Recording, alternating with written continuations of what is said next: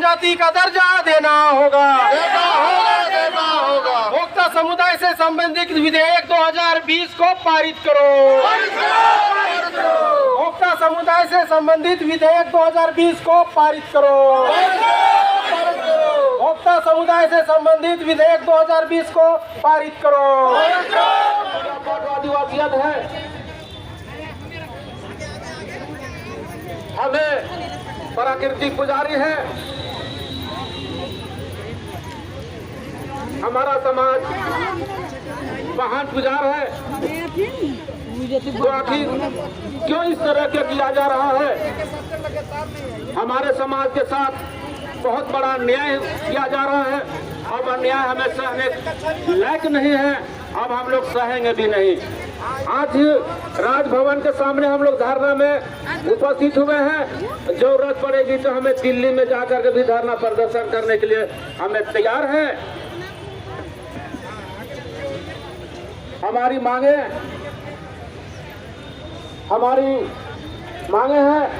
हम चाहेंगे कि हमारी केंद्र सरकार हमारी मांगे को पूरी करें, अन्यथा बाध्य होकर तमाम यहाँ के मीडिया प्रभारी पत्रकार बंधु हमारी समाचार को प्रमुखता से छापने का प्रयास करें, ताकि हम लोग काफी शोषित होते रहे हैं। आज हमें देश आजादी होने के बाद 75 साल तक शोषित हुए हैं। अब शोषण सहने लायक नहीं रह गया है, अब असहनीय है। हम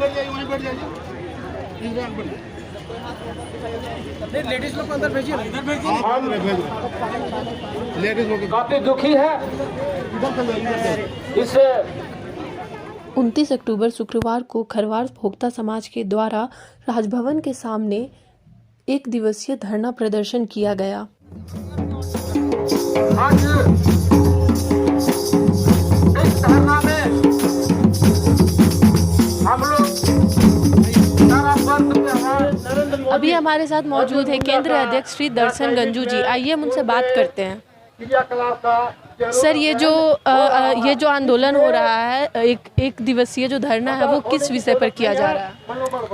आज हम लोग राजभवन रांची में एक दिवसीय महाधरना के माध्यम से संविधान अनुसूचित जातियां, अनुसूचित जनजातियां आदेश संशोधन विधेयक 2020 जो बिल बना है, खरवार की उपजातियां 8 उपजातियां हैं, उसमें भोक्ता, देशवारी, गंजू, दौलतबंदी, पटबंदी, खैरी, राउत, मंझिया, इनको जो खरवार की उपजातियां हैं, लेकिन इनको जानबूझकर 1950 में कहीं अनुसूचित जाति में, कहीं जनरल में, कहीं जनजाति में 3 भागों में बांटकर समाज को विखंडित करने का षड्यंत्र किया गया है। उसी को चूंकि हमारा समाज पूर्व से ही जनजाति हमारा पूर्वज रहा है और इसलिए अनुसूचित जनजाति में शामिल करने के लिए जो हमारा बिल है 2000 बिल जो लंबित है, उसको आगामी शीतकालीन सत्र में हम लोग केंद्र सरकार से मांग कर रहे हैं कि आगामी शीतकालीन सत्र 2021 में चलने जा रहा है, उसमें हमारा जो 2020 बिल बना हुआ है उसको पारित करने का मांग कर रहे हैं। तो सर, ये जो बिल है उसके वजह से आप लोगों को किन दिक्कतों का सामना करना पड़ा है? चूँकि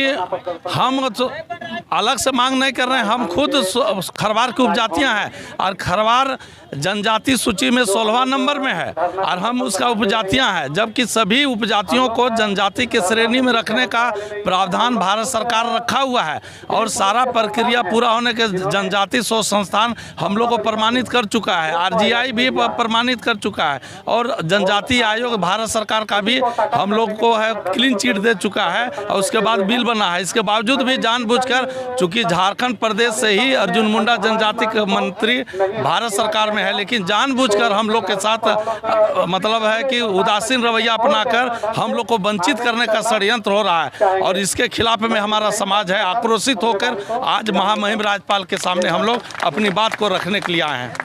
सर, देख रहे हैं कि यहाँ पे इतनी ज़्यादा भीड़ उमड़ी हुई है, तो जैसा कि अभी कोरोना का 3rd वेव आ रहा है, तो क्या उसके लिए आप लोगों ने क्या सावधानियाँ ली है? कोरोना का थर्ड वेव में हम कहना यही चाहेंगे कि अभी पूरे भारतवर्ष में कई एक विधानसभा और लोकसभा का चुनाव हुआ, उसमें किसी तरह का कोरोना का कोई गाइडलाइन का अथी नहीं किया गया। हमारा समाज का अस्मिता और मूल पहचान की लड़ाई है और इसलिए कोरोना का सारा गाइडलाइन का पालन करते हुए हम लोग यहाँ पर आज हम लोग कार्यक्रम कर रहे हैं। रही बात, हम लोग आज सीधा सीधी आर पार की लड़ाई है। अगर भारत सरकार हमारी मांग को नहीं पूरा करेगी तो हम लोग है राजधानी से लेकर हम लोग दिल्ली राजधानी तक हम लोग कुछ करने के लिए तैयार हैं। अभी रांची को छोड़कर आप लोगों ने कहाँ धरना दे रखा है?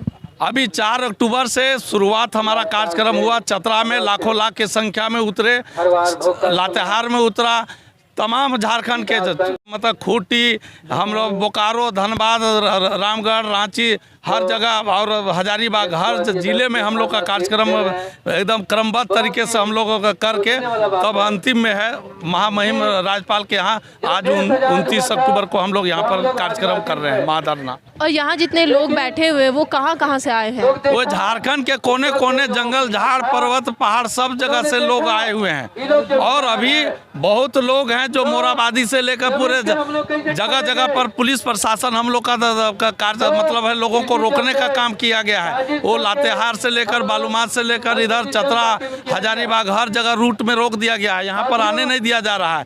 मोराबादी में इससे 3-4 गुना अभी मोराबादी में लोग बैठे हुए हैं।